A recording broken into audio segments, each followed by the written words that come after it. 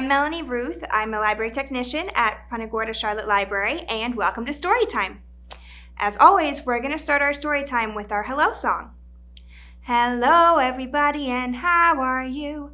Hello everybody and how are you? Hello everybody and how are you? How are you today? Now it's time to read a book.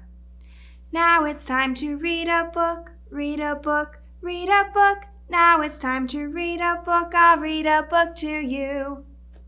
The Fantastic Flying Books of Mr. Morris Lessmore, written by William Joyce, read with permission by Athenaeum Books for Young Readers, an imprint of Simon & Schuster.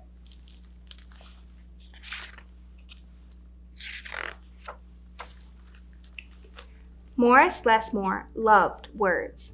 He loved stories. He loved books. His life was a book of his own writing, one orderly page after another. He would open it every morning and write of his joys and sorrows, of all that he knew and everything that he hoped for.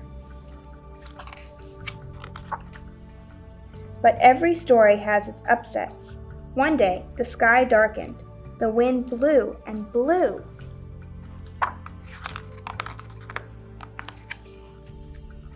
Till everything Morris knew was scattered, even the words of his book. Look, his house is upside down. He didn't know what to do or which way to go, so he began to wander and wander. Then a happy bit of happenstance came his way. Rather than looking down, as had become his habit, Morris Lessmore looked up. Drifting through the sky above him, Morris saw a lovely lady. She was being pulled along by a festive squadron of flying books. Morris wondered if his book could fly, but it couldn't. It would only fall to the ground with a depressing thud. The flying lady knew Morris simply needed a good story, so she sent him her favorite. The book was an amiable fellow and urged Morris to follow him. The book led him to an extraordinary building where many books apparently nested.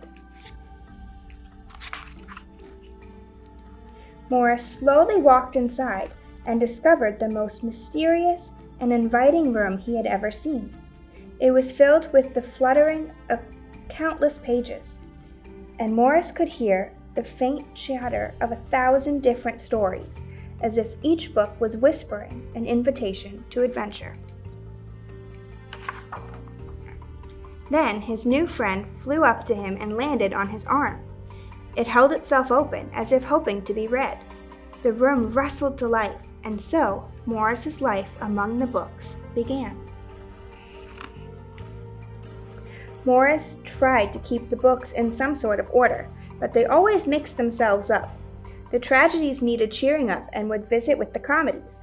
The encyclopedias, weary of facts, would relax with the comic books and fictions. All in all, it was an agreeable jumble. Morris found great satisfaction in the caring for the books, gently fixing those with fragile bindings and unfolding the dog-eared pages of others. Sometimes, Morris could become lost in a book and scarcely emerge for days.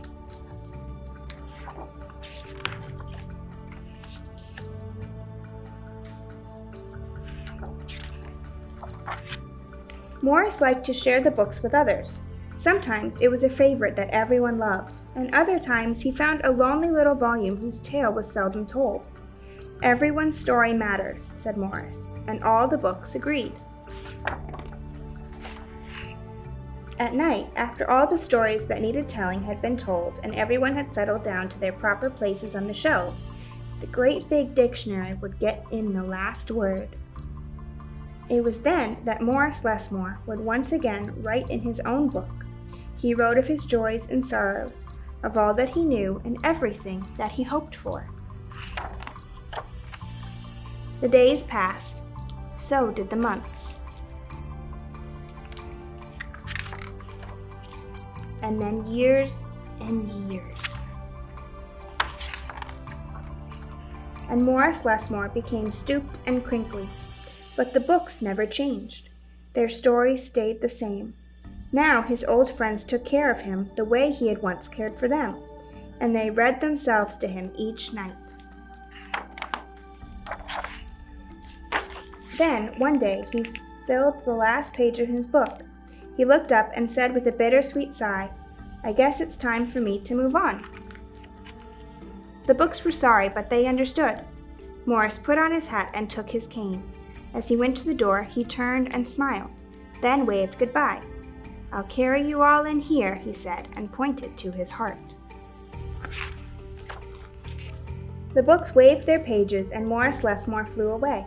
And as he flew, he changed back to the way he'd been that long day ago when they'd all first met. The books were quiet for a while.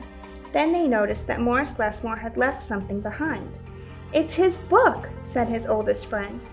Inside was Morris's story, all his joys and sorrows, all that he knew and everything that he hoped for. Then the book heard a small, expectant sound. There in the doorway was a little girl. She looked around with wonder. Then something fantastic happened. Morris Lessmore's book flew up to her and opened its pages. The girl began to read, and so our story ends as it begins, with the opening of a book. The end. Thank you guys for joining us for our story time.